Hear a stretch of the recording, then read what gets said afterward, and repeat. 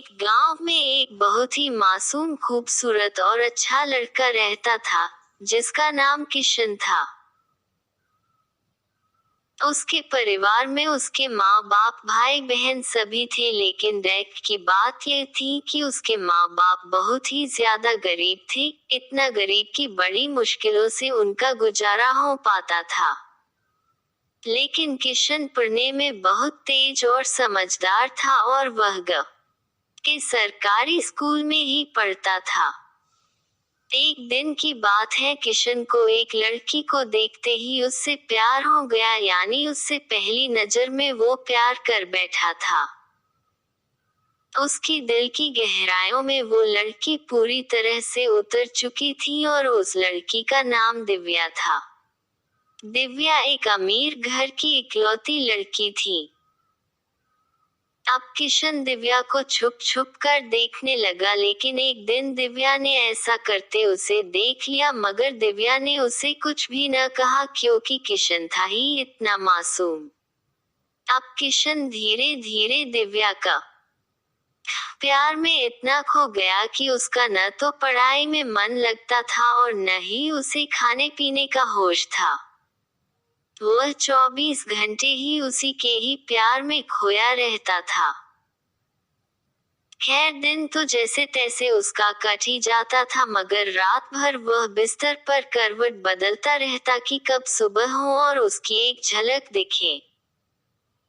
अगर एक दिन भी वह लड़की उसे नजर नहीं आती तो वह अकेले में जाकर रोने लगता था। धीरे धीरे उसका प्यार बढ़ता ही गया और उसने दिव्या से अपने प्यार का इजहार करने की कोशिश की, मगर कर नहीं पाया। कई बार उसके नाम प्रेम पत्र लिखा, लेकिन वह उसे दे नहीं पाया, क्योंकि उस लड़की के नजदीक जाते ही उसका दिल जोर जोर से धड़कने लगता और वह घबरा कर अपना इरादा बदल देता था। शायद उसके मन में एक डर था कि कहीं वह इनकार न कर दे या उससे नाराज न हो जाए। वह किसी भी कीमत पर दिव्या को खोना नहीं चाहता था। देखते ही देखते 3 साल बीत गए, मगर वह अपने प्यार का इजहार न कर सका। किशन काफी शर्मिला लड़का था, शायद इसलिए वह अपने प्यार का इजहार नहीं कर पा रहा था। और वैसे भी वह लड़का गरीब और लड़की अमीर थी, शायद यही सोचकर उसकी अपने प्यार का इजहार करने की हिम्मत ही नहीं हुई, मगर उसका प्यार एकदम सच्चा और पवित्र था।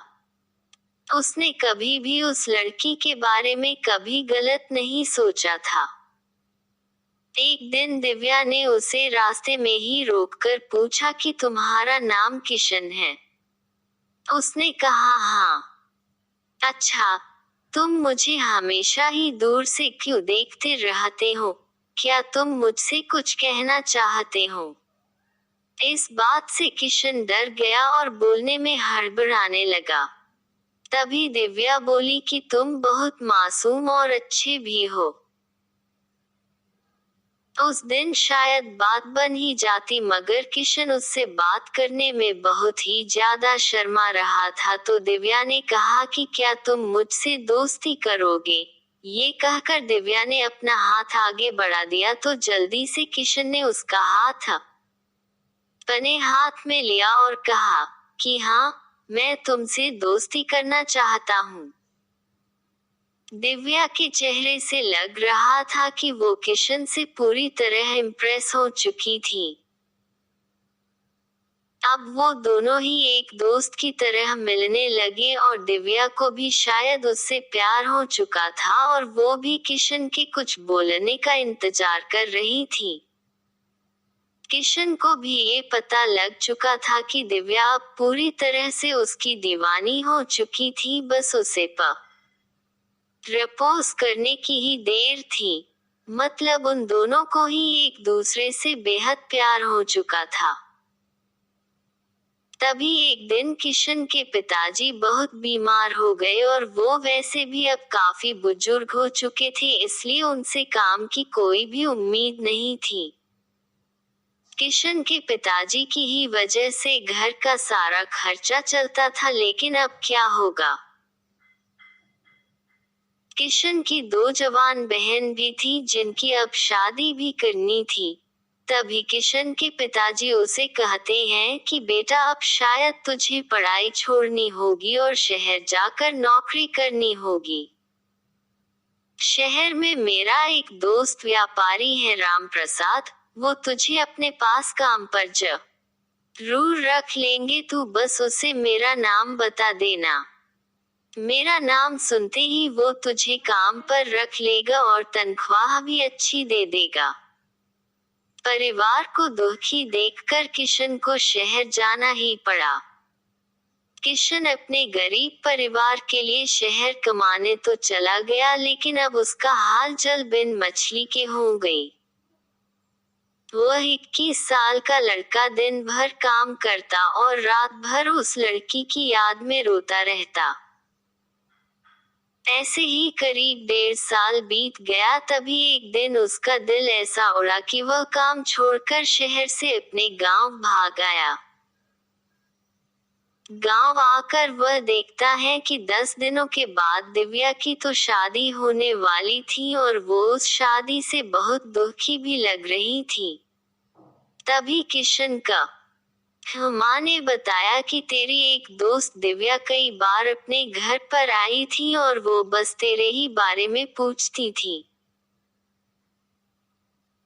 अब तो किशन को ऐसा लग रहा था कि जैसे उसकी तो सारी दुनिया, सारी खुशियां ही उजड़ चुकी हों, लेकिन वह क्या करता?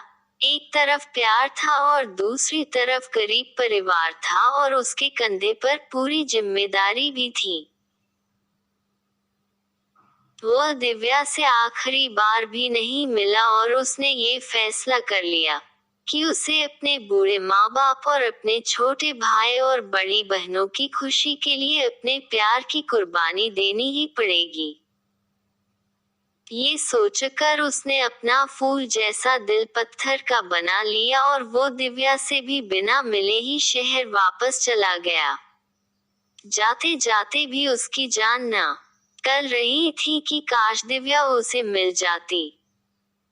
वह ये सोचकर बहुत रो रहा था कि वो इतना गरीब क्यों है, क्योंकि इस गरीबी के कारण वो आज कुछ भी न कर सका।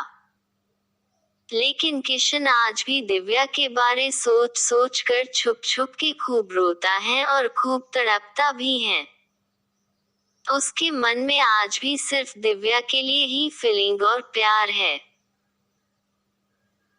आज भी वो बताना चाहता है कि दिव्या, मैं तुमसे बेहद प्यार करता हूँ, और वह सिर्फ एक बार दिव्या से ये पूछना चाहता है कि क्या वो भी उससे प्यार करती है।